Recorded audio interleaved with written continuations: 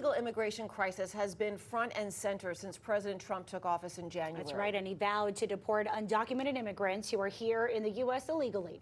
Tonight we look at how this could impact children. CBS 12's Al Peffley joining us in West Palm Beach with more. Al? A heartbreaking case has just come to light involving a 12-year-old boy in West Palm Beach whose father was deported to Guatemala about 3 weeks ago.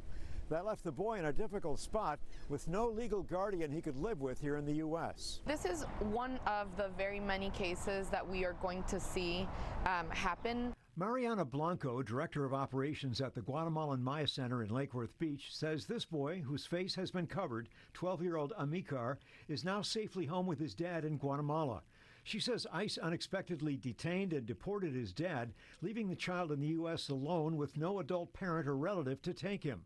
The Guatemalan-Maya Center says the father has no criminal history. We see the negative implications that a situation like this could have when a vulnerable child, is left in that state with no one to help him, with no one to support him, with no one to protect him. She says the boy is a 6th grader and his school alerted the Guatemalan-Maya Center about the situation, and the nonprofit worked with the Guatemalan consulate to get him a special travel pass, allowing him to fly to Guatemala. Blanco says he boarded a flight to Guatemala last week. If there is no legal guardian to take care of that child is now left in the most vulnerable state. They're able to fall in the hands of someone who might ultimately want to cause harm to them. It's kind of scary to think that a kid is going to be put in this kind of a situation. And if ICE detains a parent and deports them, an immigration attorney says ICE will ask the parent who can take the child. The ICE will speak to the person that they're detaining and say, who's your closest kin?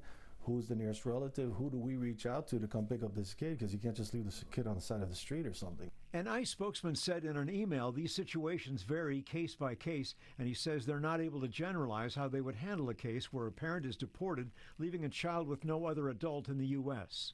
You've got to be ready to be able to deal with the reality, which is these ICE agents are not the babysitters at the border. Blanco says she's happy this case with a 12-year-old boy ended the way it did, but believes this is only the beginning. Obviously, that's the best case scenario in a horrible situation. We are dealing with other cases that are very similar. The Guatemalan-Maya Center Director of Operations and the immigration attorney advised parents they need to be ready and have someone with legal status who can take their kids if there's a knock on the door and ICE agents show up to deport them.